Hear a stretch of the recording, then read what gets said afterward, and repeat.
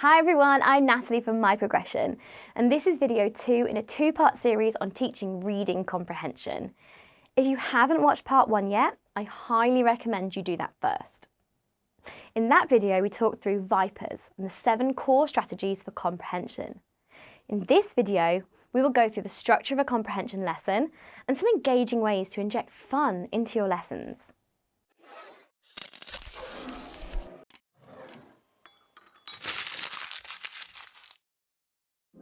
So let's start with the structure of a comprehension lesson.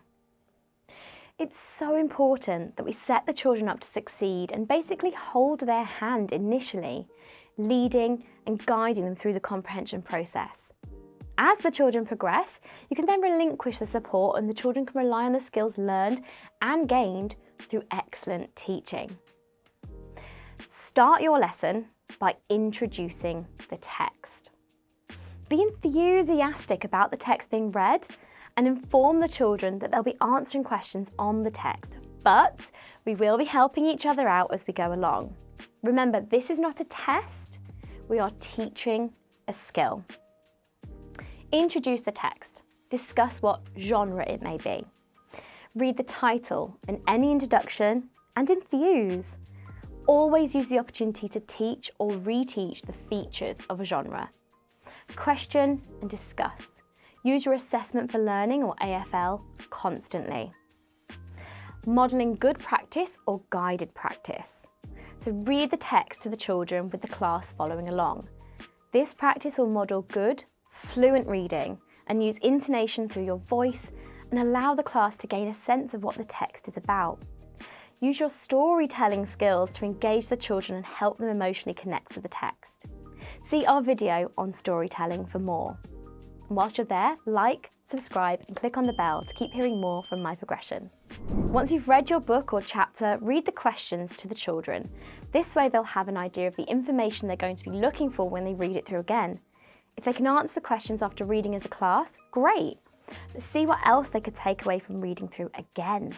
Next, involve the children and reread the text. This is a good opportunity for independent or whole class reading. Asking for volunteers is always helpful as it takes the pressure off those who are nervous to read in front of the class, but allows confidence building with those who want to. You can also use this time to assess individuals and their reading. So keep that notebook handy and jot down notes about accuracy, fluency and intonation. Correct issues as you go along, but also praise, praise and more praise. This will encourage the reticent readers to perhaps have a go later. If you come across a challenging word in the section read by a child, address it. You read that word so well, Jack, but can anyone tell me what it means? Why doesn't someone get a dictionary and we can all make sure we know what it means? You will have looked at the questions beforehand, so as you address the passage, subtly guide the class through your questions, introducing a variety of skills. Why did the policeman roll his eyes when he saw the group of children? What do you think he was thinking? You're introducing inference. If older, you can actually use the word inferring. Discussion is so helpful, as the class are then supporting each other. You can address misconceptions, but the less able children will be party to good quality discussion and support from their peers, as well as you, the expert. You, the teacher, then models or demonstrates how to apply the strategy, usually by thinking aloud while reading the text that the students are using. The policeman is irritated and annoyed by the fact the children have turned up yet again. Do you think that's right? When have you seen someone roll their eyes? Check that all the children understand this behaviour.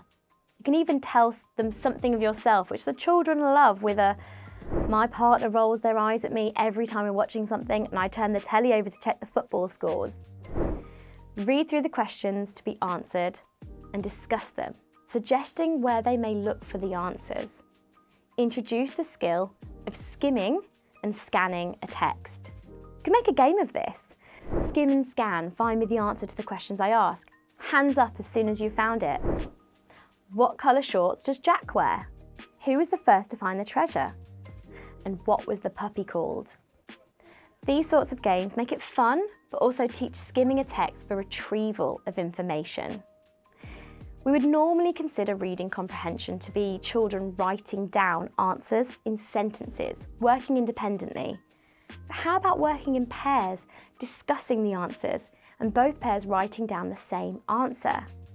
This peer-supported learning can benefit the children in confidence as well as support the different abilities in the classroom because they can be supported by a friend. Make it fun and be enthusiastic about it. When it comes to answering questions or assessing knowledge of the text through written work, you could model answers through verbally discussing and then even writing on the board together to initially set the standard you expect. Be specific about how you want the answers written. Do you want full sentences or just brief answers? As you mark the comprehension work, why not mark together and identify really good answers and those that could be improved and made better? That's a really good answer, Jasmine. Could you improve it? How? Get your pen and add it. Well done. A bit of self-assessment with the opportunity to make the answer better is an effective way of keeping the learner going in a positive direction. Alternatively, you could have the children working in pairs or groups. The work set does not always have to be written down answers. The children could work in small groups to write their own comprehension questions to pass to other children, and they obviously have to have the answers too, so they will be using the text. Practice makes perfect. Regular practice of reading comprehension is essential. It has to be planned for and initiated regularly so the children become familiar with the skills needed. You also need to assess the children too. And as said before, just because a child can read fluently, it does not always mean that their understanding of the text is at the same level. There can be those little surprises where the answers just do not make any sense in relation to the question. You need to be aware, and then this will help you in identifying if any intervention is needed for any of your pupils. Planning in regular comprehension work can be hard, as well as time-consuming as an activity, so why not plan it in for homework? If using homework, you can make a guide for the parents to support their children in this task. Make reading comprehension a cross-curricular activity and embed it into your teaching practice. This will open a wide range of texts for you, such as learning about rivers in geography, or about the Vikings in history, or about Buddhism in RE.